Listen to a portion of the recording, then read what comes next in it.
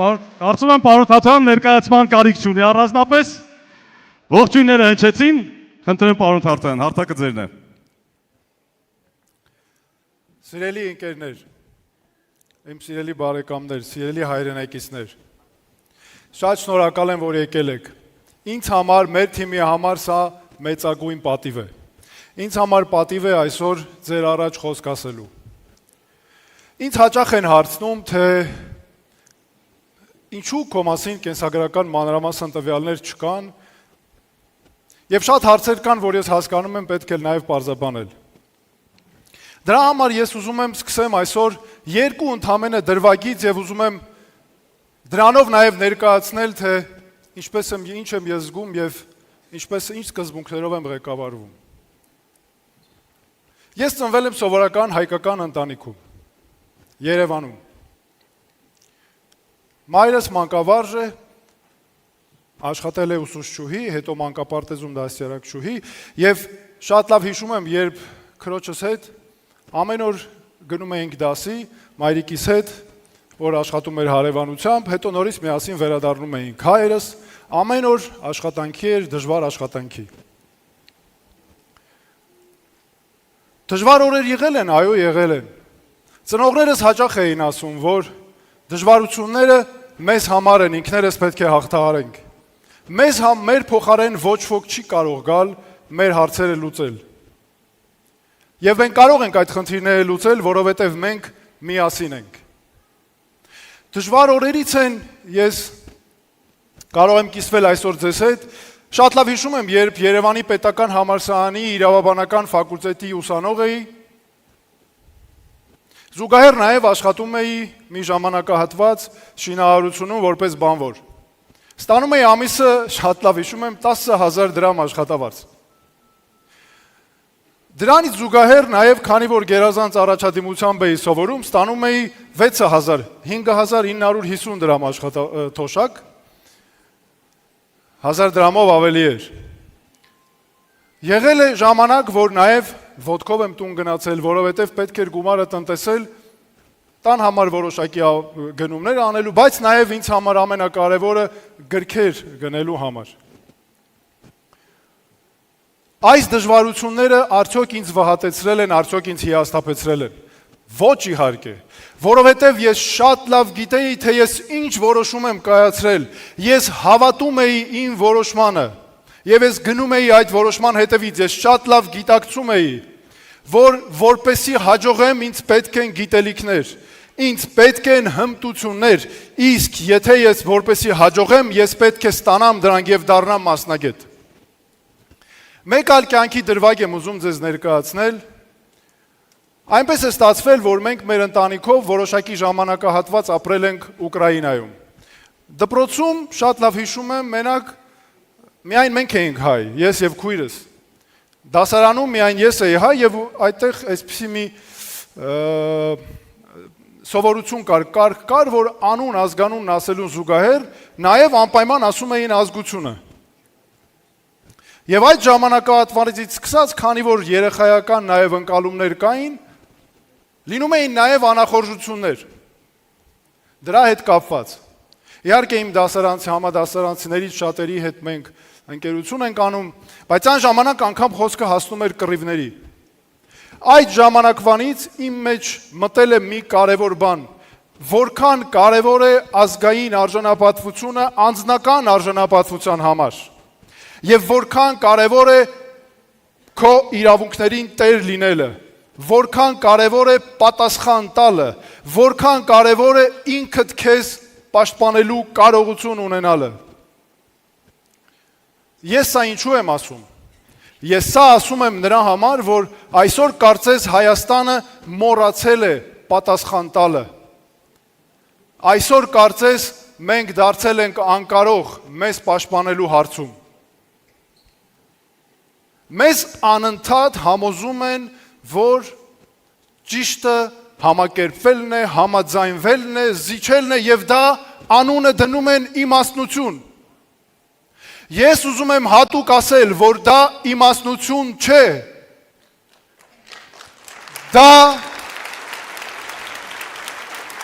Դա պարտություն է, դա գերի լինել է եւ ես եկել եմ ասելու, մենք բոլորս ասելու, որ բավական է, մենք դա չենք հանդուրժելու։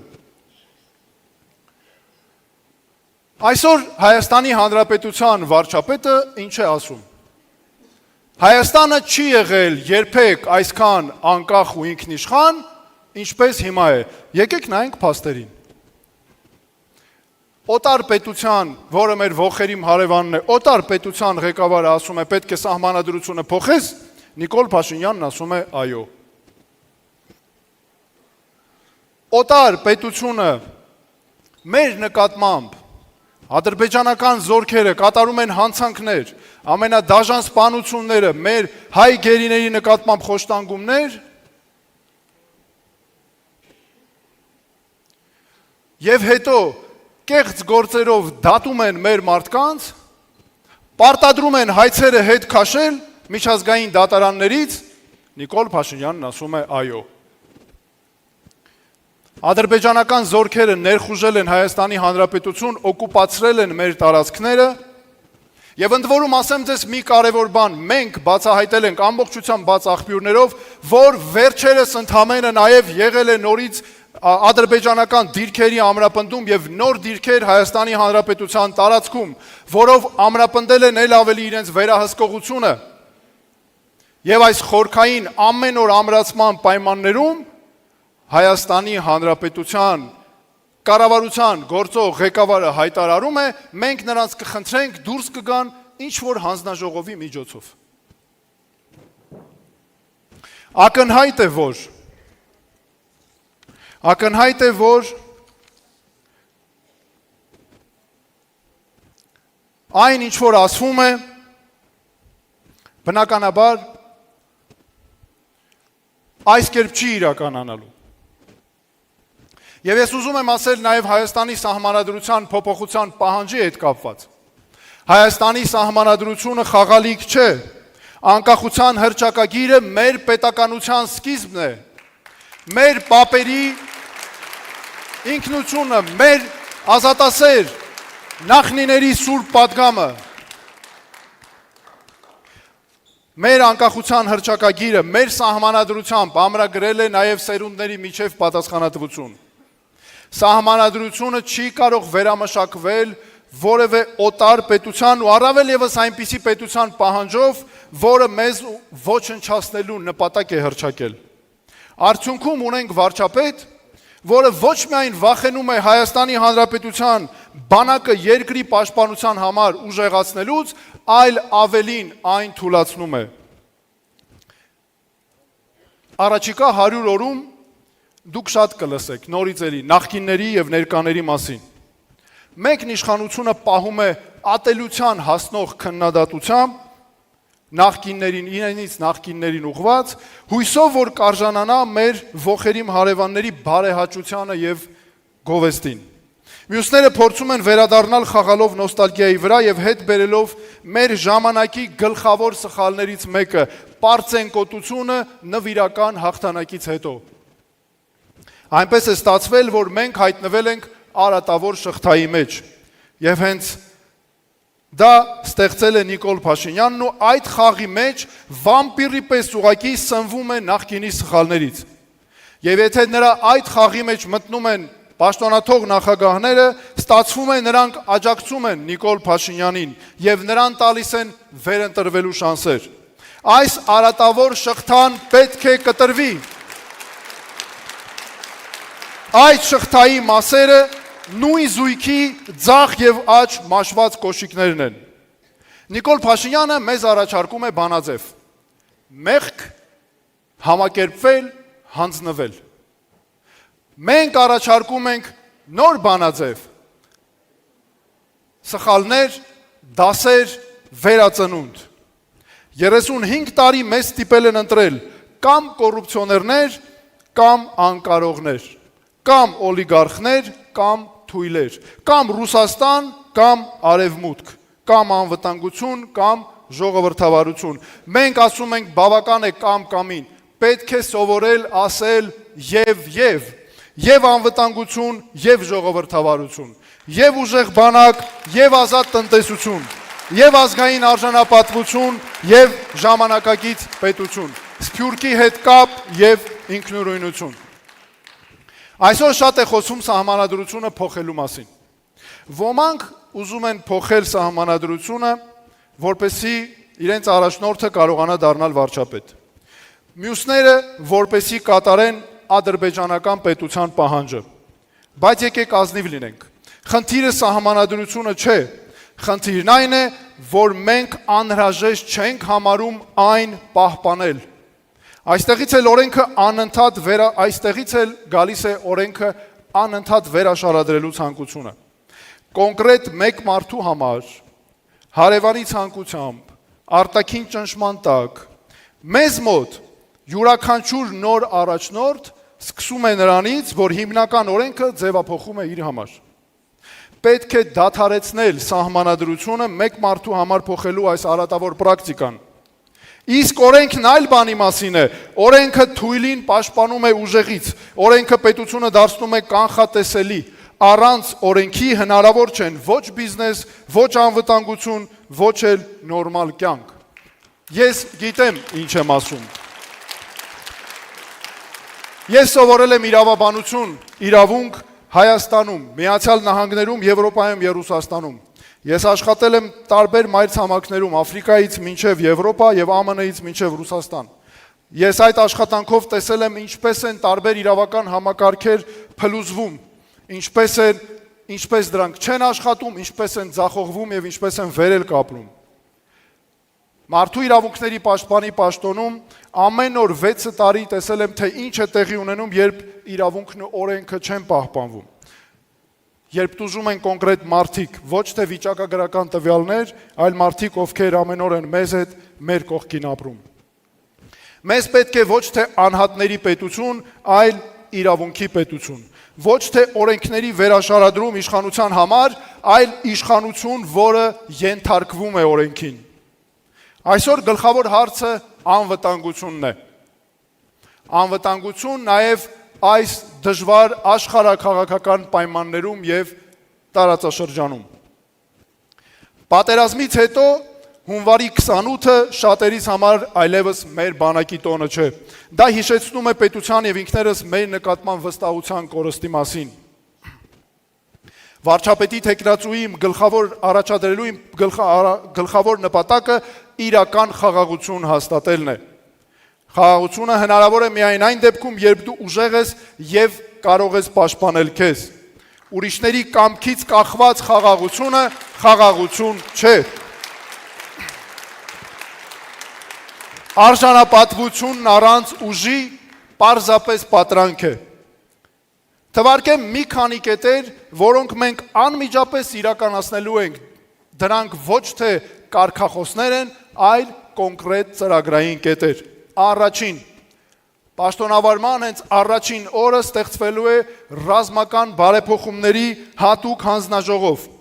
6 ամսում հանձնարարվելու է հատուկ հանձնաժողովի եւ աշխատանքային խմբի մշակել համապարփակ ռազմավարություն, որի իրականացումը կսկսվի անմիջապես։ Երկրորդ, հստակ ժամկետներ։ Մեր պաշտոնավարման առաջին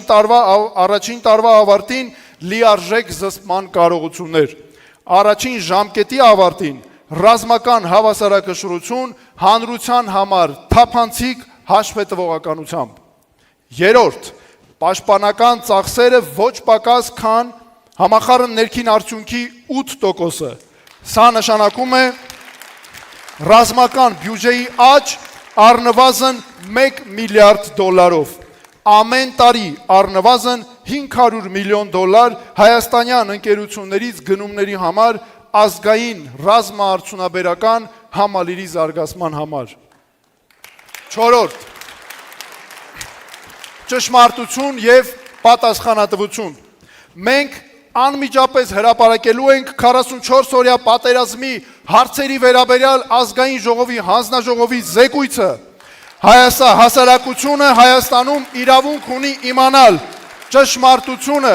Մենք պարտավոր ենք արժանապատվորեն գնահատել մեր հերոսների սխրանքը եւ աջակցել նրանց ընտանիքներին։ Նրանք իրավունք ունեն բոլորը իմանալու հարցերի պատասխաններ։ Սիրելի արցախցիներ, արցախցիները ենթարկվել են ցավոք սրտի էթնիկ զտումների։ Նրանք մեր հայրենակիցներն են, նրանց մեջ մեր արյունն է, իմ արյունն է նրանց մեջ։ Մենք ամեն օր ապրում ենք նրանց հետ միասին մեր երկրում։ Մեր երեխաները նրանց երեխաների հետ գնում են մանկապարտեզ, ապրում են միասին, աշխատում ենք միասին։ Մենք մի ժողովուրդ ենք, մենք մեկ ամբողջություն ենք։ Արցախցիների իրավունքների լիարժեք պաշտպանություն է ապահովելու Հայաստանի Հանրապետությունում, ատելությունից զերծ, հարգանքի պայմաններում, արժանապատիվ։ Մենք առաջ ենք տանելու արցախցիների արժանապատիվ եւ անվտանգ վերադարձի իրավունքը մեր դարավոր հայրենիք Արցախ։ Եվ Արցախը իմ ինքնության անբաժան մասն է, ինչպես եւ մեր բոլորի հայկական ինքնության անբաժան մասը։ Մենք շարունակելու ենք ռազմական եւ դիվանագիտական համագործակցությունը Արևելքի եւ Արևմուտքի երկրների, այդ թվում Ֆրանսիայի եւ Ամերիկայի Միացյալ Նահանգների հետ։ Կլինեն մարդիկ, որոնք կհարցնեն. կարող ենք մենք դա թույլ տալ մեզ։ Իսկ ես կպատասխանեմ. իսկ կարող ենք մենք նման բաներ մեզ թույլ չտալ։ Մենք խաղաղասեր ժողովուրդ ենք, բայց եթե մենք չունեցանք կարողություն ինքներս մեզ պաշտպանելու, մենք անգամ գոյատևել չենք կարողանալու այս բարդ աշխարհում։ Հայաստանը պետք է լինի խելացի որոշումների երկիր։ Խելացի որոշումները վերաբերում են ոչ միայն բանակին, դրանք վերաբերում են ամեն ինչին պարզապես։ Ինչ պետք է երիտասարդին, ով ապրում է Հայաստանում եւ կանգնած է ընտրության առաջ։ Գնա թե մնա։ Նրան պետք է երկիր, որին արժե հավատալ,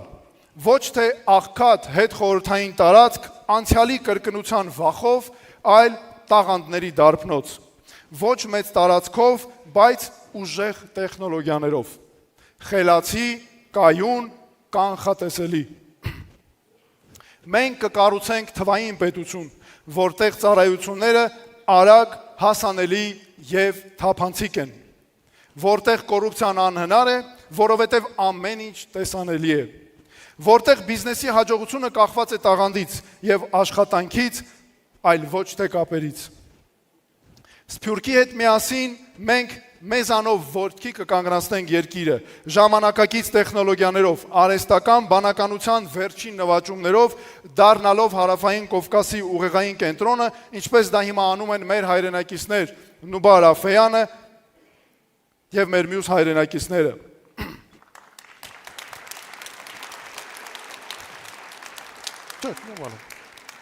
Կրթությունը կդառնա զարգացման հիմքը։ Սա շատ կարևոր գաղափարախոսական հենասյուն է։ Մեր երիտասարդները պետք է հստակ իմանան, որ իրենցից է կախված իրենց ապագան, որ արդար պայմաններ են, որ եթե աշխատում ես, ջանք ես գործադրում, հասնելու ես առավելագույն արդյունքի մեր երկրում, որ կրթությունը լինելու է կանխատեսելի եւ երիտասարդը կարողանալու է ունենալու է հնարավորություն ինքն իրեն կերտելու։ Շնորհակալություն։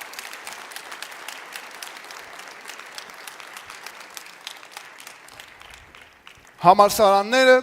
կպատրաստեն ոչ թե պարզապես շրջանավարտներ, այլ որոշումներ կայացնող մարդիկ։ Մենք կվերադարձնենք մեր պատմությունը դպրոցական դասագրքեր։ Հայոց պատմության դեմ այսօր հայտարարված պատերազմին անմիջապես վերջ կդրվի։ Հայոց եկեղեցու դեմ պատերազմը անմիջապես կդադարեցվի եւ պետությունը կդադարի միջամտել եկեղեցու ներքին գործերին։ Հայաստանը պետք է լինի երկիր, որտեղ եկեղեցականները կարիք չունեն զբաղվելու քաղաքականությամբ, իսկ պետությունը չի միջամտում եկեղեցու ներքին գործերին։ Սփյուռք։ Հայաստանը տեր է ամբողջ աշխարհի հայերին։ Սա մեր գաղափարախոսական գլխավոր հերասյուներից է։ Մենք ուժեղ ենք իրարով աշխարհում, մի հատ հələ տեսեք, մենք աշխարհի որ մի պետություն գնում ենք, միանգամից սկսում ենք փնտրել մեր հայրենակիցներին։ Նրանք ամենուր են պարզապես, տարբեր երկրներում, բիզնեսի մեջ, համալսարաններում, կրթության համակարգում, ամենատարբեր բնակավարներում։ Մենք պետք է այս ամենը օգտագործենք նաև հանուն մեր ժողովրդի զարգացման համար, մեր հայրենասեր հայրենակիցների շնորհիվ։ Ես ընդհանրապես հա պատկերացնում եմ հատկապես նրանով, որ Հայաստանը պետք է իսկապես տեր լինի մեր բոլոր հայրենակիցներին աշխարհում։ Երբ հայը գալիս է Հայաստան, հենց այդպես օդանավակայանից կարմիր գորգով պետք է դիմավորենք նրան, որովհետև նա զգա, որ իր տուն է եկել։ Սրանք կարևոր գաղափարախոսական հենասյուներ են։ Օլիգարխիայի դեմ պայքարը մենք անվանում ենք հավասար հնարավորությունների ստեղծում, կոռուպցիայի դեմ պայքարը պատասխանատվության անխուսափելիություն, ոչ թե դավաճանների որոնում, այլ հայրենասերների միավորում, ոչ թե անցյալի քննադատություն, այլ ապագայի կառուցում, որ հիմնված է մեր ազգային շահերի առաջնահերթության վրա։ Ուզում եմ հատուկ անդրադառնալ մեր սիրելի Երևան քաղաքին։ Երևանը մեր քաղաքն է։ Ոչ թե զբոսաշրջային պարզապես ցուցափեղկ, ոչ թե խաղահրապարակ, կառուցապատողների համար եւ ոչ թե հողի սպեկուլյացիայի առարկա։ Երևանն այն վայրն է, որտեղ ապրում են մեր ընտանիքները, մեծանում են մեր երեխաները, աշխատում են մեր մարդիկ։ Նայեք, թե ինչ է կատարվում։ Կառուցապատողները հողատարածքներ են ստանում, բայց շուրջը չկան դպրոցներ, պոլիկլինիկաներ, այգիներ, նոր թաղամասեր են կառուցվում առանց ճանապարհների, առանց ենթակառուցվածքների։ Տրանսպորտը խցանումների մեջ է, որովհետև քաղաքը տասնամյակներ շարունակ զարգացել է առանց հստակ ծրագրի, քանի որ հիմքում դրել են կառուցողների եւ կառուցապատողների, այլ ոչ թե բնակիչների շահերը։ Թաղամաս ես կառուցում ես նաև դպրոց, պուրակ, ճանապարհ, չկա ենթակառուցվածք, չկա թույլտվություն։ Ես ուզում եմ հատուկ նշել, որ մենք մենակ չենք։ Ես ուրախ եմ արձանագրել, որ երբ մենք նախաձեռնեցինք միասնության թևեր քաղաքական նախաձեռնության մեկնարկը հոկտեմբերի 8-ին, մեզ գրեթե անմիջապես միացավ մեր գործընկեր Շան Դաշին կուսակցությունը, որի հետ ճանապարհն անցած այս ժամանակահատվածում այնքան սերտ է, որ մենք մեկ թիմով ենք լիարժեք աշխատում։ Ես ուրախ եմ հայտարարել, որ մենք ունենք համագործակցություն եւ մեզ միացել են Հայաքվե ազգային քաղաքացիական միավորումը, առաջ արժանապատվության շարժումը, հասարակական կազմակերպություններ, կարևորագույն գործառույթներ իրականացնող զինվորականներ, որոնք իրենց գործը գիտեն ոչ թե թղթերից, այլ կոնկրետ գործով։ Մեզ հետ է Սփյուռքը,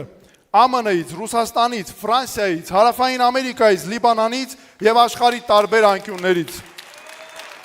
Մենք միավորվել ենք ոչ թե ինչ-որ մեկի դեմ, այլ հանուն ապագայի, հանուն արդար ինստիտուտների, հանուն ընդհանուր ինքնության, մեր ազգային ինքնության։ Մենք կմիավորենք կոռուպցիայի դեմ պայքարողներին եւ ազնիվ գործարարներին, բարեփոխումների կողմնակիցներին եւ կայունությունը գնահատողներին, փոփոխություններ ցանկացող երիտասարդությանը եւ փորձառու մասնագետներին, եւ ոչ թե կամ, այսպես մենք կհաղթահարենք հասարակության պառակտումը։ Եվ ում եմ ես դիմում։ Նրանց, ովքեր հերոսական պայքարով ստեղծեցին մեր պետությունը։ Ձեր սխրանքը զուր չէ։ Միասին մենք կկառուցենք այնպիսի պետություն, որն արժանի կլինի ձեր զոհողությանը։ Մեր մայրերին մենք կառուցում ենք այնպիսի երկիր, որտեղ դուք ոչ միայն չեք վախենա ձեր երեխաների ապագայի համար, այլ կունենաք վստահություն հայրենիքում նրա ապահով կյանքի համար։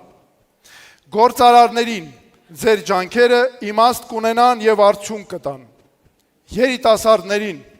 ձեր հաջողությունը որոշվելու է ձեր աշխատանքով եւ գիտելիքով։ Հիշում եք որտեղից ես սկսեցի, որ մենք պետք է կարողանանք պատասխան տալ, որ մենք պետք է կարողանանք ինքներս մեզ պաշտպանել եւ տեր լինենք մեր իրավունքներին։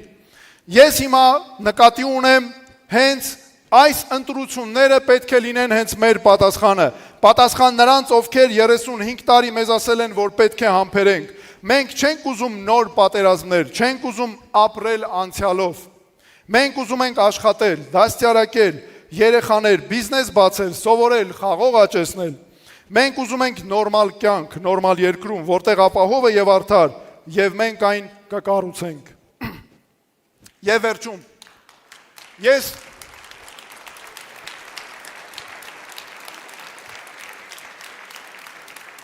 Եվ վերջում, ես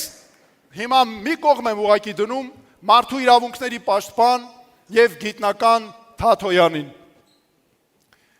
Եվ ես հատուկ հայտարարում եմ, որ ես ձեզանից մեկն եմ, հայ մարդ, այնպիսի մարդ, որին դուք միշտ ճանաչել եք, երևանցի։ Եվ ես նաև հատուկ ասում եմ, որ ես հայտ եմ ներկայացրել վարչապետի պաշտոնին հավակնելու, որովհետև հոգնել եմ եւ մենք հոգնել ենք 35 տարիների այն ստերից եւ չիրականացված խոստումներից։ Բոլոր նախկին ղեկավարների ժամանակն անցել է։ Նրանցից ոչ մեկի հետ մեր ժողովրդի մեծամասնությունը երկրի ապագան չի կապում, հատկապես դա վերաբերվում է Հայաստանի գործող վարչապետ Նիկոլ Փաշինյանին եւ նրա ղեկավարած իշխանությանը։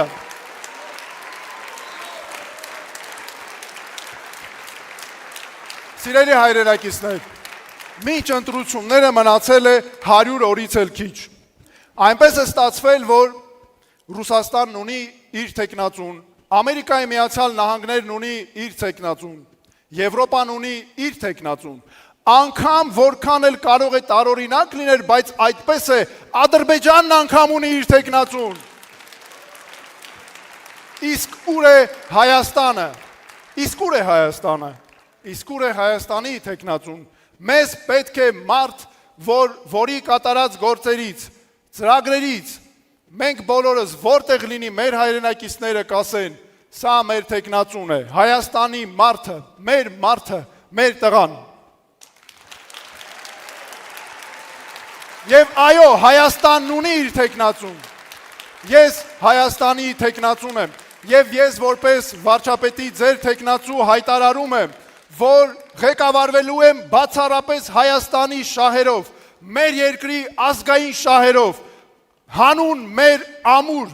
երկու ոտքի վրա կանգնած ազգային պետականության։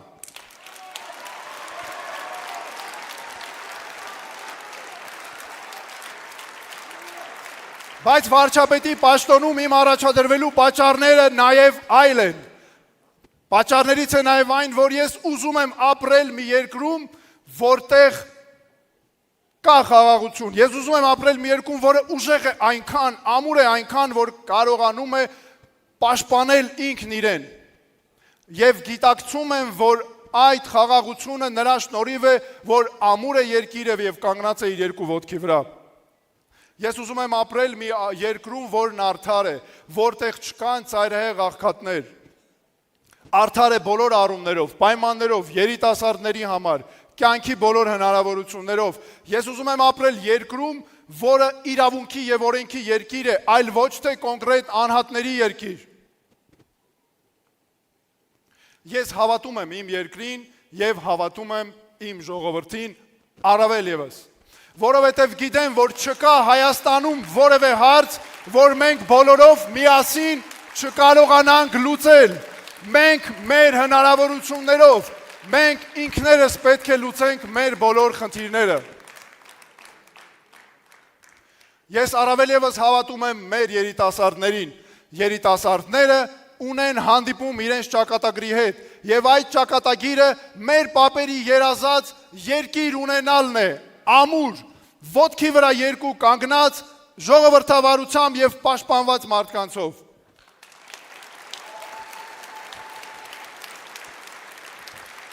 Եվ ես որպես վարչապետի թեկնածու հայտարարում եմ, որ ասելու եմ միայն այն, ինչ կարող ենք իրականացնել, երբեք չեմ խոստանալու բաներ, որոնք հնարավոր չի լինելու կատարել։ Շատ կարևոր է նաև որ այս ընթացքում ուրիշները ասելու են ձեզ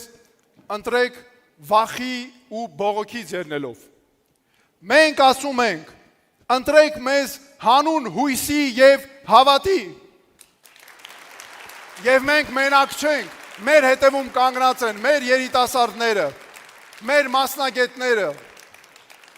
որոնց մասնակցությամբ, որոնց շնորհիվ մենք մշակել ենք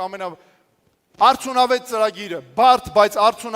բարդ պրոցեսներով անցած, բայց արդյունավետ ծրագիր։ Մենք դա իրականացնելու ենք միասին։ Հատուկ ուզում եմ խոսել նրա մասին, որ մենք պետք է ունենանք խելացի լուծումներ, միասին, բոլորով, որպեսզի կարողանանք առաջ տանել մեր երկիրը, եւ մենք դա անելու ենք միասին։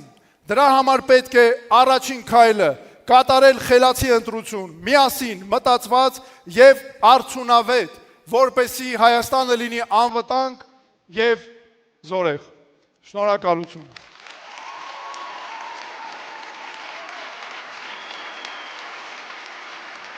Շնորհակալություն։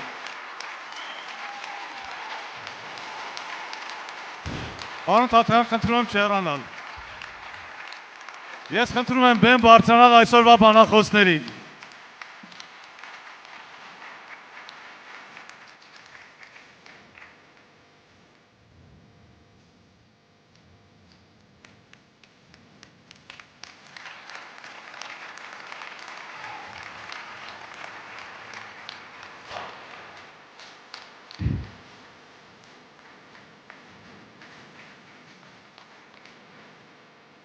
Հարգելի ներկաներ, հարգելի հայրենակիցներ, սիրելի հյուրեր,